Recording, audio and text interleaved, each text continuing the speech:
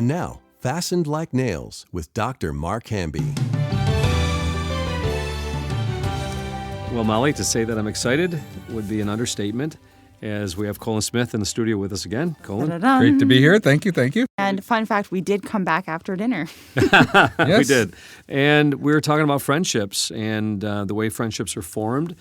We looked at last about Saul being somewhat jealous, Saul taking into his own hands, manipulating, controlling, so that he would always be the beneficiary of what he was seeking after, using other people. And then you talked about David and Jonathan, and they were connected. You know, they were there was a compelling, attractive element in their relationship because of their character. Explain that before we go into this next section, Colin. Explain a little bit more about why David and Jonathan became so close. In fact, the Scripture says, this is the only place it occurs in Scripture, that they had love for each other that was greater than the love of a man with a woman. Can you explain that? Well, it's because it's faith. If you look at the different type of loves in Scripture, you've got brotherly love, like Philadelphia, and then you have like the philos, and then you have the erotic love, which is eros. Then you have agape love. That's faith. Now, it's unconditional, self-sacrificing love. And Jonathan... Wait, time out. How do you relate it to faith? I always would relate agape love to unconditional love. So tell me how you're connecting it with faith. Well, what you have is you have something deeper. This is how the Bible expressly says there's one type of love that's greatest. It's agape, right? So this is how I believe it's greater than love between a man and a woman, eros. Okay. Right? So when you look at this kind of love, this is a kind of love that seeks the good of the other side. So you see evidence of this kind of love, like say when Jonathan finds out that David is on the run and he goes to David, risking his own life. David risks his own life to speak to Jonathan. It could be an ambush. But he loves Jonathan more than his own life. And then Jonathan loves David more than his own life. He goes back to Saul and mentions it to Saul. And Saul even says, what, do you not love your own life? You're the next in line to be king. And Jonathan is like, goes back to David and says, yeah, Dad wants to kill you. You're right. And he provides help for him. So it's a kind of love that seeks the good of the other at the cost of you. Whoa. And that's the kind of love that Christians have for each other.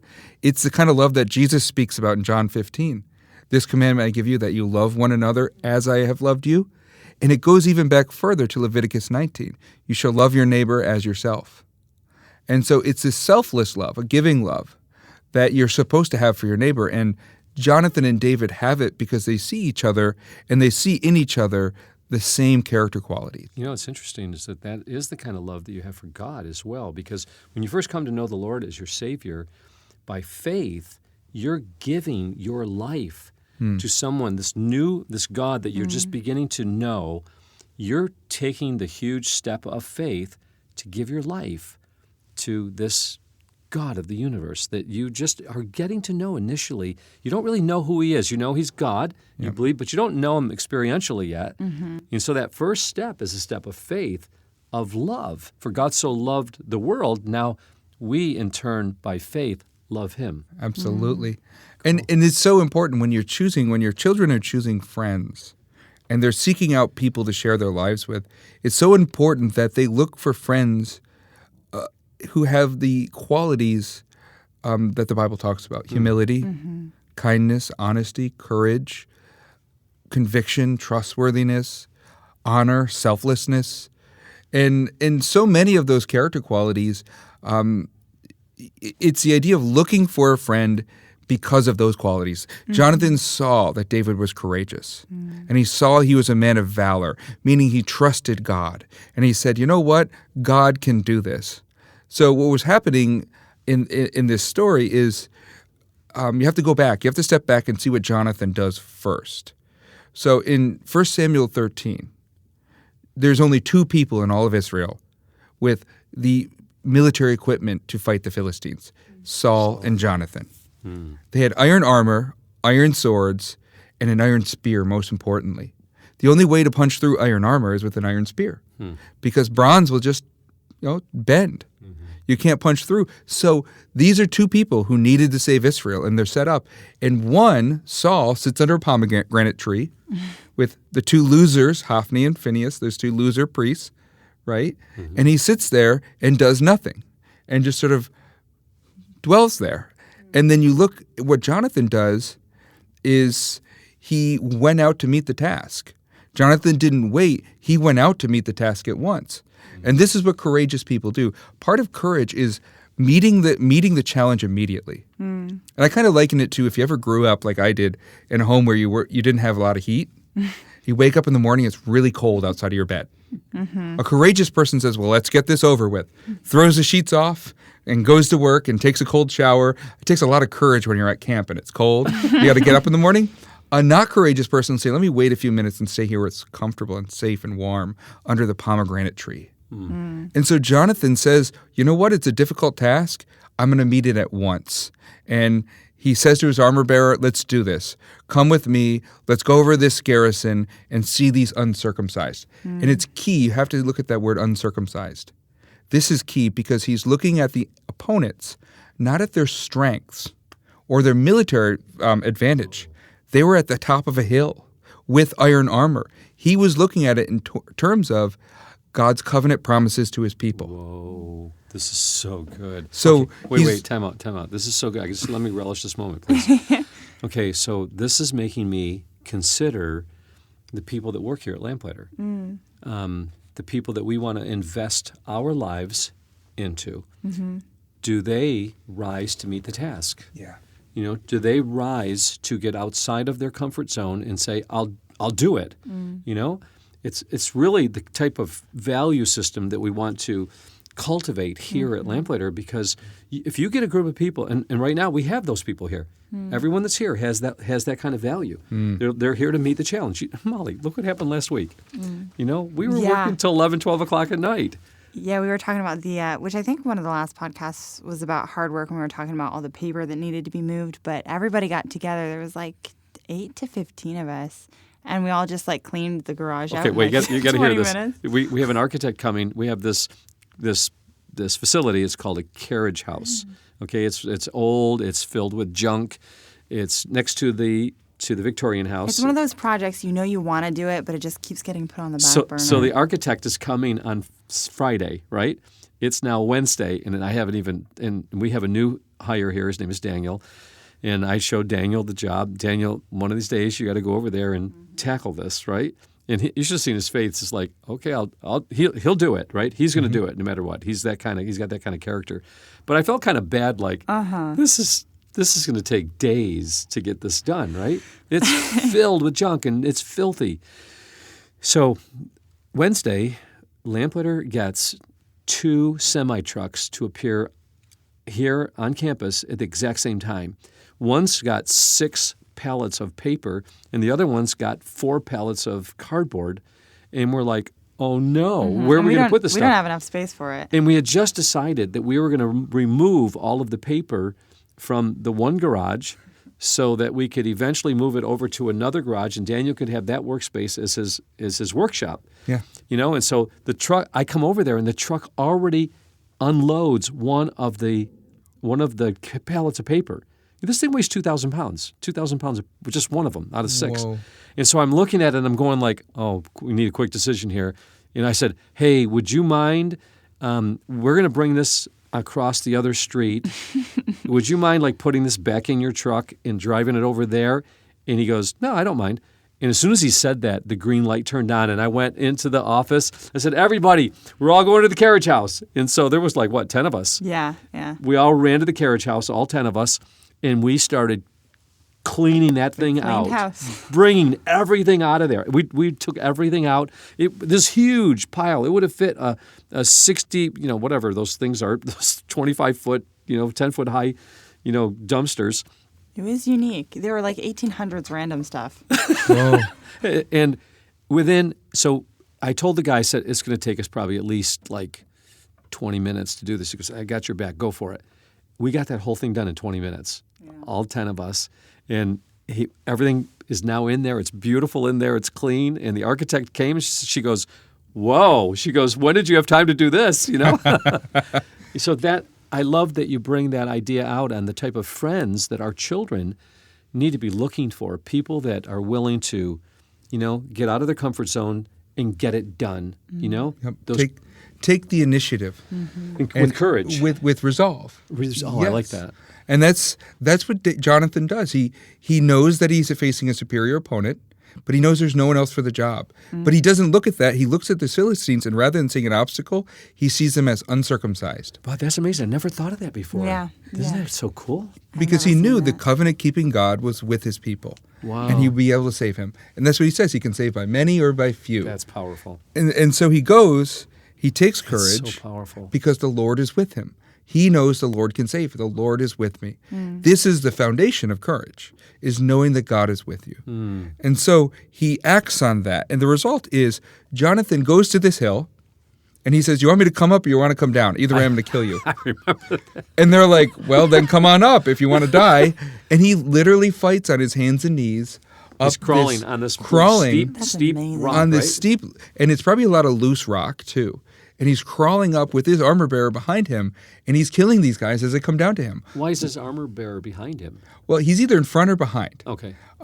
He could have been holding the shield, but either way, this is an incredibly difficult task. Yeah. And this is amazing. And I can picture the Philistines kind of laughing at him. Oh, absolutely. They thought it was a joke until about one person died and everyone gets mad and they say, okay, maybe it was that person. And then they send another person, if you imagine that. And they're like, well, okay, he wasn't our best. Let's send the best. And then the best gets killed. And then next thing you know, they're going in pairs, they're going in triplets, and they're just falling one after another. And you have to see how amazing this feat is because you understand he took the initiative and he acted, and the Lord is supplying here. So what's going on with Jonathan is he slays these people, these Philistines. He leads Israel to this wonderful victory. He leads them in victory because he takes courage. So honor and courage in battle, valor, is leading the way. In the Civil War, it was the commander who said, follow me, men, and he ran towards a hail of gunfire. The same is true with D-Day. You know, it's those guys who landed on the beaches on D-Day and said, follow me, and they ran towards the bullets. Wow. Taking initiative in the face of danger. And then you see what happens later, and it makes more sense now. Because this story of David and Jonathan has a twin. What do you mean? A twin. Where is it? Who has a twin? It has a twin story. In what way? Chapter 17 is a twin story to chapter 13. They're twins. Just like David's soul is a twin and stitched to Jonathan's, the stories are stitched together of their valor. Oh. Their acts match, their deeds and their acts match their courage and their valor. And they're similar. So chapter 17, the story of David and Goliath, is one half of a whole. And so you see in chapter 17, David responds to the challenge of Goliath. You have the same situation. Once again, Saul is not being courageous. He's delaying. You got the tallest guy in all of Israel. Is the logical conclusion to fight the tallest guy of the Philistines, right? I wish our listeners could see Molly and I glancing at each other, looking at each other like, wow. You know? It's fantastic. Are we being ministered to? Yeah, for Can sure. you mention what our listeners are hearing right now? I hope that as you're listening to this is so deep and wide. Colin, this is just amazing insight. Keep going. So the Lord, once again, Saul, who doesn't have faith, and he doesn't have this courage. And he delays. And he delays because he doesn't know the Lord is with him. He might die. He's afraid of that. Doesn't take the initiative. If you know the Lord is with you, you go forward in faith. You know, you take initiative. Even if you don't know what's really going to happen, God is with you. So he's going to protect you. I like what he says to David about David. And actually, Abigail says this to David. David, you are bound in the bundle of life with the Lord thy God. Yep. You know, don't take things into your own hands. The Lord thy God has got you bound in the bundle of life, in his protective care. Yep. That's really cool. It's like all of this courage, you can trace this back to Joshua 1:9. Only be strong and be of good courage. Be not afraid, neither be thou dismayed. Why? For the Lord thy God is with thee wherever thou goest. Joshua ties strength and courage to the Lord being with you. because you know you might not be able to do it, but the one who goes with you can. And it's faith and trust married together. And that's why Paul says God gave us not a spirit of fear, but a spirit of power, love, A sound mind. Sound mind is the same thing as courage, self-control. Oh, that's cool. You know what it takes you to get up that's out of a cold beautiful. bed and face something directly? Yeah. Self-control, Control courage. yourself to do what you need to do. Yep. Wow. Self-control and courage are synonymous in the Bible. Cool. So David, let's get back to David. He arrives at this camp, and everyone's terrified. Saul's not taking initiative, and this giant is profaning. He's profaning the living God. He's saying things about God he shouldn't say on their soil. And the Lord says, and David responds in 17:33, he says, "The Lord who delivered me from the paw of the lion and the paw of the bear, he will deliver me from the hand of this Philistine." And David, like Jonathan, Does he say uncircumcised Philistine? he does later. He does. So he says this in David, like Jonathan, though the similarity is David was able to be courageous because he knew the Lord was with him. So after he says this, actually I think he does say uncircumcised there. I think he does too. We got to. Oh yeah, he does say it. He does say it. Yeah. So that's I'm another. always looking it up. That is I think that's another similarity. Yeah, I think that I put that in there. Yeah. So David has the same perspective on the Philistines as Jonathan does. What are they doing on our land? They don't have a covenant with the living, true and living God. He's not with them. He's with us. They should be terrified, not us. And so Christianity, like you talk about the gates of hell sometimes. It's us storming the gates of hell. Amen. It's not the gates of hell storming our battlements. We're storming their battlements. I love it. They should be terrified of us. Yeah. And so And maybe not so much terrified, but let's maybe convince them that they're on the wrong side. yes. Maybe convince them through the attractive gospel that they're missing something in life, and then some of the enemy will come over to the other side. Absolutely. We should be storming the enemy's camp. We shouldn't be the ones holed up in their battlements. Yeah. And this is the same thing. Just taking the initiative to share the gospel with your friends. Well, isn't that what David did, though, with some of the Philistines? Some of the Philistines were his mighty men. Yeah. The Cherethites and the Perethites. Yeah. His own personal bodyguard were all Philistines, That is funny. which is amazing. Because guess what they saw? They saw in David what they had not seen in anyone else. They had seen true integrity, true courage. They saw something different.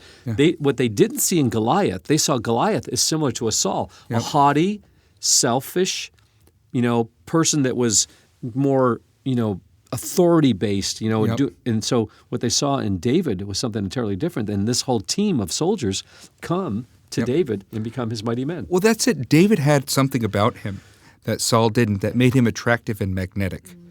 And what it was his confidence in God. And the crazy thing is, Saul was good looking, he was tall, he looked the part, but he didn't have that charisma because he didn't have the same energy David had. He didn't have that love for God that inspires people. And so what happens here is David says to this Philistine, he says, God will deliver you from this hand of this uncircumcised. And so David goes forward, and I love the story of David and Goliath because it's a tribute to how shrewd and tricky David is. He feigns weakness, but it's really strength. And Goliath is feigning strength, but he's really weak. And so David plays the part of the shepherd. Oh, I'm just a weak shepherd. And Goliath is pretending and posturing like how big he is. And this is kind of like the world. The world wants to tell us how important they are, how big they are. And they want to tell us how weak and little we are. David plays the part, lures Goliath into a place where he thinks he's invincible, and David takes him down very skillfully. And it wasn't a lucky shot, but what you see here is after David slays this giant, he lifts up this head in victory, and Jonathan loves him. Jonathan takes notice of David's courage. And in 1 Samuel 18, it says, the soul of Jonathan was knit to the soul of David, and Jonathan loved him as his own soul. That's Wow. amazing. That's beautiful. I always find it crazy, the story of Jonathan and David, because Saul was pretty jealous and everything, but of everyone in the entire story, Jonathan had the most right to be jealous of David, because this was the guy who's coming up and taking kind of his rightful place. He's taking his sister. He and Saul have a really good relationship, and then his dad gets all crazy, and yet it had said from the moment he saw him or something like that, his soul was knit to him. It was crazy. Guess what I named my two boys? Jonathan and Mark. No, Jonathan and David. Yep. And because of this story. Were they always fighting like Jonathan and David and Saul? I always prayed that they would end up having this kind of relationship, and it may end that way. I'm still hoping it does. I mean, they're close, but I'm hoping it ends up with this kind of relationship, because this story, it appealed to me so much 40 years ago. You know, there's something about like you've said, what attracted Jonathan to David, what attracted David to Jonathan, and that Jonathan came from Saul, but Jonathan didn't want to be like his father. Yep. Jonathan wanted something much greater than that, and what he saw through spiritual eyes. And this goes back to unless we're walking by faith, and God gives you through His Spirit this spiritual eyes to see where the real battle is. Yep. Saul was fighting his own prophet, his own people, for his own advantage, but David and Jonathan saw where the real battle was. Well, there's people who seek, like Saul or Goliath, who seek this world. They seek to be important in this world. And then there's people who see the real deeper truth of serving the Lord, like Jonathan and David. And for those people, they absolutely can work together. And the reason why is because they learned that they love serving one another. Yeah, and the proverb says where two people can't walk together, hold hands, unless they're going the same direction. You need shared goals. You need to share the goals. You need to have shared goals. And so the shared goal of Jonathan and David is we're the God's covenant people, and the Lord is with us. And we know where we're going. And therefore, Jonathan doesn't need to worry about the throne. He's got more waiting for him on the other end. Saul, on the other hand, not a shared goal. God's glory was not his delight. Okay, and just a side note, Molly was looking up whether or not David said to this Philistine, "You're an uncircumcised Philistine." Colin, we want to does he? A little bit of drum roll. I'm sorry to tell you that no, not really. Yeah, no, it was in verse 36. It was funny because, and maybe this is the structure there, but it's at 36. It's not in 33, which you had written down that it was not in 33, and you were right. It's not there. But later on, a couple of verses later, Guess what he says? What did he say? Just as God delivered me out of the paw of the lion, out of the paw of the bear, He will deliver me out of this uncircumcised Philistine. No, that's 37. Oh, did I say the wrong one? Yeah. Okay, Molly, read it. Well, the one that has it is, your servant has killed both lion and bear, and this uncircumcised Philistine will be like one of them, seeing he's defied the armies of the living God. Wait a second. Moreover, David said what you said. That's what I just kind of said. Well, yeah. Yes, you're right. No, but that's amazing. I never saw the meaning, the significance implication of that, I yeah. never saw it. Yeah, that's really great, Colin. And I think, so what I would take away from this with our children is this is a good biblical example of making friends with people who possess godly character qualities and who are worthy of our respect. And, a lot of friendships are formed around, like, we work together or we go to the same church or we're in youth group together about the same age. But I think we really need to start encouraging our kids to make friends with people who have character qualities that we want them to foster in themselves, to seek out for themselves friends that will sharpen them, friends that will inspire them to godliness, friends that have something that they want. In the world, it says the sons of the world are wiser than the sons of men. The idea is like Sons of light. Sons of light, because the world knows if you want to be rich, go out and make rich friends. If you want to be successful in sports, go out and make good sports friends, friends who are good at sports. They know that. But our kids, we need to tell them, if you want to be godly in this world and walk godly, find godly friends. Okay, time out. What happens, though, if you have a child that doesn't want to have godly friends? I mean, that's the reality. That happens. Yeah. So what do you do in those situations where you've got a teenager, and this teenager just has a bent on worldly things, bent on YouTube videos, bent on video gaming, bent on dressing immodestly, bent on wanting piercings, bent on wanting what the newest fad is? So what do you do if you have a teenager that's bent on worldly things? Well, you have to realize, first of all, like you talked about in the last podcast, which one of those people is he? Which one of those 5 people? Simple, youthful, knowledgeable, wise, discerning, or fools that hate knowledge, or the mockers that delight in their mocking. I didn't say that in the last podcast, by the way. That's the progression. Simple, they're naive, they're gullible, they're thoughtless, they just don't think things through. You know, a junior high kid, what were you thinking of? You know, and then they move toward gaining knowledge. They're pursuing knowledge.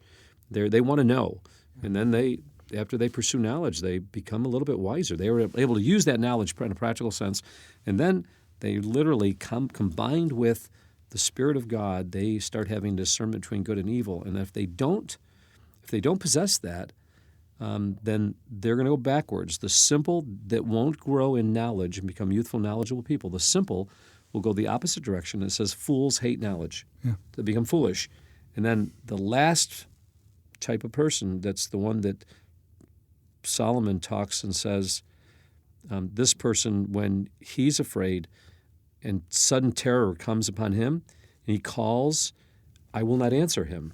Mm-hmm. You know, he will be destroyed by his own ways. Which is who was terrified at the end because God didn't answer him, wouldn't talk to him?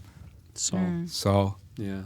You know, I think what you do is you have an example of someone who was like a father to Saul. His name was Samuel. Mm-hmm. And Samuel continued to set Paul on the right path, but he did not put Saul before God. And when the time came and God said, I've rejected him, you know how grieved Samuel was? He was grieved over Saul. Mm-hmm. But he delivered the news to Saul that God had rejected him because he knew that God was first. So I think when you have a child like that, you have to acknowledge where they're at. You can't lie to yourself. Right. And what you have to do is you have to be like a Samuel to their Saul. And this is where Proverbs comes in. My son, listen to instruction. Listen to wisdom. Wisdom cries out. You have to continually cry out to them wisdom. Continually try to, but it's about obtaining wisdom, and it's about they need to see wisdom as something valuable and seek it. Do you force it, or do you, I mean, they become 16, 17, 18 years old, they're still living in the home. I mean, how do you practice that in the home? Do you, let's say that they're still not, you're gently, informing them, encouraging them. Yeah. Well, there's not a single parent of teenagers who isn't living every day the truth of a fool is wiser in his own eyes than seven men who can give an answer. What you do is you realize you're in the long haul with them. Mm-hmm. You're in a role where you're crying out wisdom. And as you cry out wisdom, crying out to God, you're crying out to God, praying for them, because what's going to change their heart is God. The fool is not going to change his ways unless God comes and corrects him personally. Mm-hmm. So you want God to change his heart, and you want to be there for them to cry out wisdom, because even if God takes you off the scene, they're going to remember someday, Mom used to say this, Dad used to say this. That's cool. And there's still a chance for them. Okay, so let's say they're in your home, they're 18 years old, and they're not listening. They're using profanity once in a while. You keep telling them about it, or they're going to do what they don't want to go to church anymore. Do you allow them to stay in the home? Well, I think you have to draw a line with being a danger to themselves or other people. I think if they become a danger to the other kids in the house or other people, you definitely remove them. But you have to understand too, at some point, your grace is a bad grace. It's enabling them.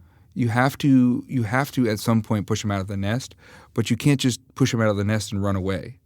You have to be there for them. You keep pursuing. Yeah, because you're going to transition from a role of a law enforcer / kind of a, pseudo-dictator in their lives to an advisor. And they're going to take on that role of the person who makes the mistakes and the person in control. And you want to, as a parent, reserve the right to give them advice, have them come to you, to talk to them, to reach out to them. You never want to surrender that role of speaking truth into their lives. Okay, so if they're not rebellious and they're willing to submit to the rules of your home, but they're I'm thinking a parent just called me recently. Yeah. Their son or daughter refuses to clean up after themselves. Their place is a mess. They brought their bedroom down in the basement. It's a mess. They won't clean it up. There's 7 other kids in the house. the mother just recently said, "Hey, we're trying to get this this new dishwasher, installed. Our other broke down. Can you help me put it in?" And he or she said, "No." It was he. "No, I'm exhausted. I just got home from work, and I'm not going to do it." And she went and told her husband, and the husband went and said, "Hey, we're all in this together. We're trying to work these things out together." And they actually have a pretty good relationship. This is unusual for this guy. I know this kid. He's not really like that normally. And but they can't get him. So he's working. He's also giving his parents some money, to rent, and he feels like, hey, I've got my independence. I'm living here. He pays like $50 a month. I got my independence, and you can't tell me what to do. What do you do with a child like that? Oh, that's tough. Molly? Oh, I'm not a parent. No, I think that's tough because it has to do with your relationship with that child and the dynamics of the family. But, at some point, you're teaching your kid about real life. So what you have to do at some point is you have to set boundaries and limits and say, if you don't do this, there will be consequences. And you need to start little and ratchet it up. So little things like if you don't clean your room, this will be the consequence. We will do this. And you got to follow through. Well, okay, what's the consequence? If You've got teenagers right now, right? I do. I have 2 teenagers. Okay. They're very difficult. They're not as difficult No, as they're I not. say. They're You got pretty nice good kids. But Yeah, they're good kids. So what do you do? And they're not cleaning the room and they're not getting it done. They just my kids have always been known that I'm kind of consistent, and I don't know if this is a good thing or not. But they also know that I'm a little bit crazy. Like Dad will do that thing, like spank me as a teenager in front of my friends. So we don't. They kind of know I'm a little bit crazy, and I don't know if that's a good thing or not. I think that's a good thing. That comes from my semi-redneck upbringing. But mostly I'm just consistent. They know when I say something, I mean it, and I'm not going to back down from it. That's really good. And I follow through. So there is no moment where they win and it just all goes away. Ooh. See, now I was the opposite.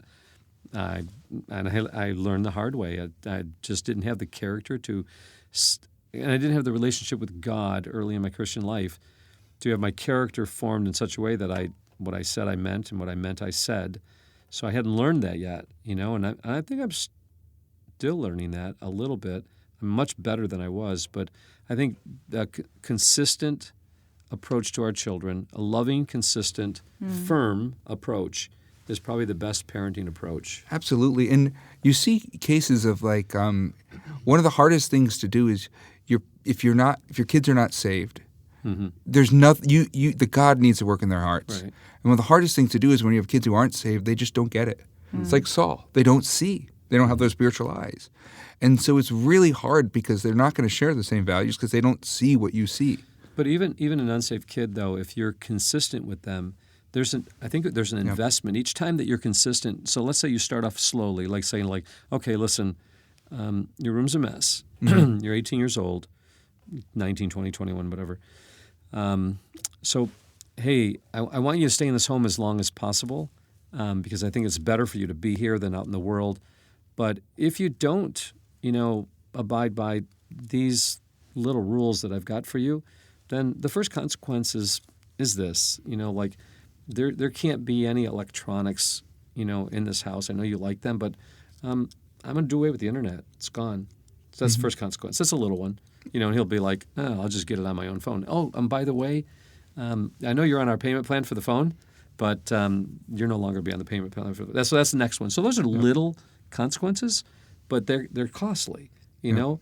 Oh, and then the next time it's like, okay, you're part of this home and I love you, but you're not going to be able to be on our car insurance anymore. I'm sorry. So those are consistent with we mean business. We want you to be here, but there's a price to pay if you're not going to cooperate. These are not adult children. These are 19, 21-year-old children. They've not reached adulthood. They're still acting like children. So I would treat them like a child. I wouldn't treat them like an adult. Yeah, they're more inward focused, less outward focused. I think you being outward focused would care more about what people thought of you. I think a lot of people who haven't matured, they're in that arrested development stage, where they're like a child in a man's body or a woman's body. They don't have the same concerns. They just want their thing because they're concerned about themselves. Inward focused. So treating them like a child, is that going to help with the issue? Because it seems like they just need to grow up. I don't think I'm treating them like a child. I'm giving them consequences that are consistent, firm, but loving discipline. That's what God does with us. It's consistency, I think, that's key. Yeah, when you have a child who they don't understand why you're doing what you do, but if they understand the results of their actions, they have a choice in their behavior. And if they know they're going to have consequences, then they can choose to change their behavior. And I think with a situation like this, it's key is you have to talk to your spouse and make sure you're both willing to go as far as you need to go, because they're going to push it if they see a weakness in your spouse, where mom will never kick me out, and you need to both sit down and say, here's where this is going, buddy. At the end of this, if you don't listen to us, we will kick you out, and you need to say it with one voice. Consistency is not just about following through on what you say you're going to do. It's about having the guts to say where you're going to go and being unified and consistent in both parents applying that. Where does mercy fit in? God's mercies to 1,000 generations, His judgments to only the third and fourth. So there's an imbalance between God's judgment and mercy. Let me finish. There's an imbalance between God's mercy and judgment, but to those who keep His commandments. I left that out for decades, so there is an obedience part of this. So where does mercy fit into this? Buddy, I'll help you move in. I'll help you pack your bags. And you can consistently help with what, maybe your kid has some hard times, and you need to give them some money for food or buy them some food and groceries and bring them over, and continue to reach out to them, because kindness that they don't deserve will go further than entitlement they think they deserve. So that brings me to a story, and we're gonna end here. It seems like we're not going to get through these easily. We've got a whole series of these, so it's amazing. Stay tuned. I'm learning so much from you, Colin. This is really great stuff. But here's the story. We're going to end with this. My oldest son called me one day and said, Dad, there's this 944 turbo Porsche that I'd like to buy, but I'd like your blessing. This is when our relationship was starting to heal. And I'm like, 944 turbo Porsche, not a chance. What color was it? Red. Oh, of course. Dad, this guy's he's kept it in his garage, never seen winter. He likes me. He wants me to have it. I'm like, how much? He goes, $6,500. I said, well, does it not have an engine? What's the deal with this thing? And he goes, Dad, this is a once-in-a-lifetime buy. You know what happens when kids see something like that. There's something wrong with this thing, right? And I'm like, no, I'm not giving you my blessing. And we talked it through, and I said, hey, look, you're 18, you're getting ready to get a summer job. People see you driving around in this thing. They're just going to think you're just this kid that just thinks so much of himself, and you're not willing to get out there and you need to be saving for your future, not spending $6,600. He goes, Dad, all I need you to do is I need your blessing, and I need you to co-sign for the loan. And I'm like, no, not gonna happen. And he goes, I think you're making a mistake. He goes, I'm asking you. He goes, I didn't just do this behind your back. I'm asking you. I said, I appreciate that, but I'm preventing you from, incurring a huge debt and, a road that you're going on that is not going to be healthy for you. Yeah. So the answer is no. Several weeks went by, and Jonathan came to me and he goes, I don't agree with your decision. He goes, I'm getting the car. I said, okay, you can choose that, but you're not going to live in this house if you're going to go against my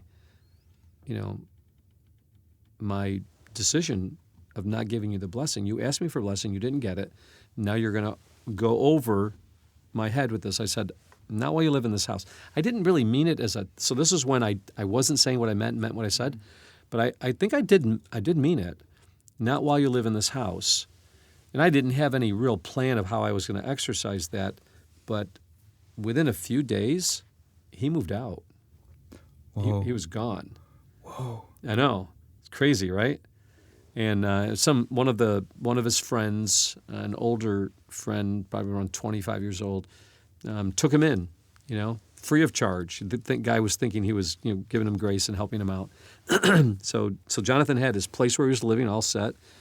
And I'll never forget it. I was at a conference, and I had to go speak on the family.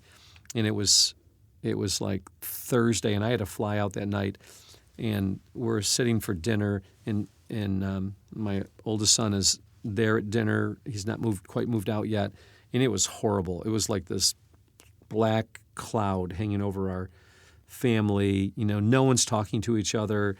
There's this just penetration of, just blame and strife, And of course, at that time in my life, I was thinking, like, this is not my deal. This is your deal, This is your fault, And I made sure that everyone understood that this was not going to be hung on me, especially because I'm going to go fly out in a few hours and speak on the family, And my family's being broken apart, and here I am. I got to go speak on the family, and I hate doing that. I hate speaking on something where I know that there are unresolved issues in my own life, and there's nothing worse. You've probably experienced that in the pastorate before. Oh, totally. Isn't that awful? If you preach on something, you will struggle with that thing that week. Absolutely, all the time. Never preach on humility without experiencing humbling. I know. It's seriously awful. Humbling events. And this was a big event. It was down in Texas, and I just was like...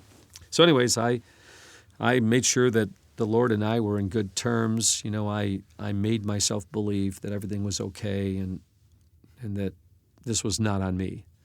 So I get down there and I speak, and I had a fairly good time, in spite of myself.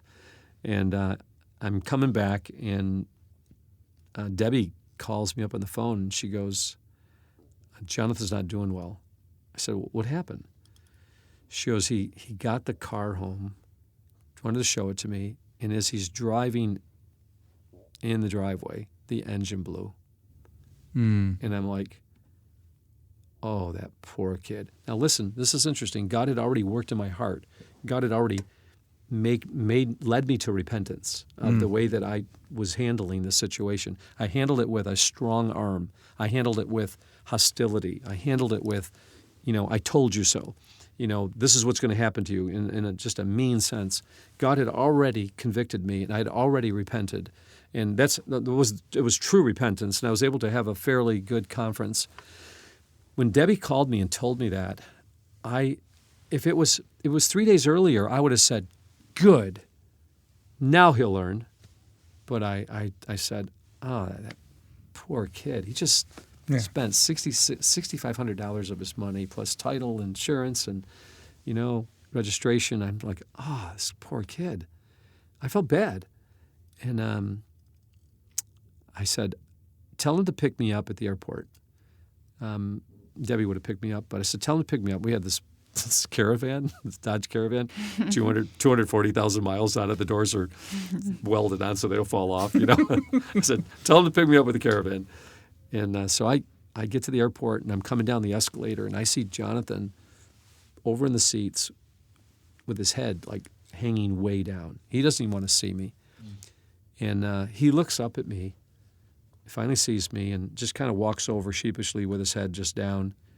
And I walk over to him, and I pick his chin up, and I look in his eyes, and I said, sorry about the car.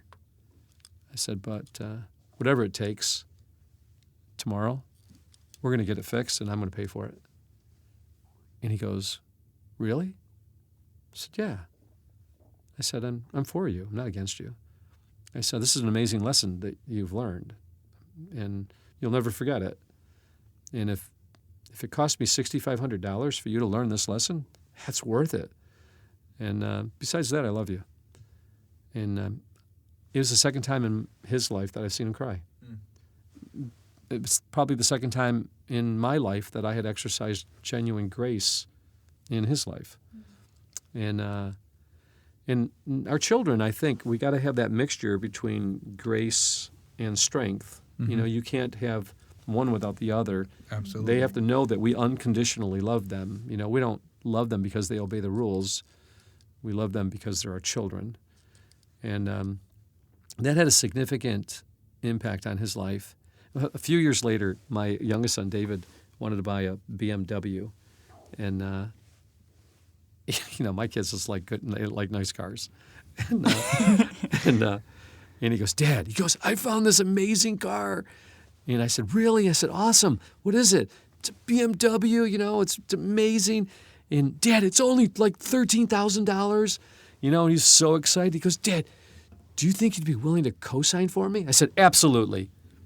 He goes, really? I said, yeah. You want to get the loan today? He goes, wait a minute. He goes, is this like you're trying to teach me a lesson? I said, yeah. He goes, never mind, I don't want to get the car. Oh, that's awesome. And with that said, Colin, thanks so much. This has been incredible. Molly, let's do this again like tomorrow morning. Yeah. Okay. Cool. On friendship, let's look at what it takes to build courageous friendships that lead to honest and truthful relationships. God bless.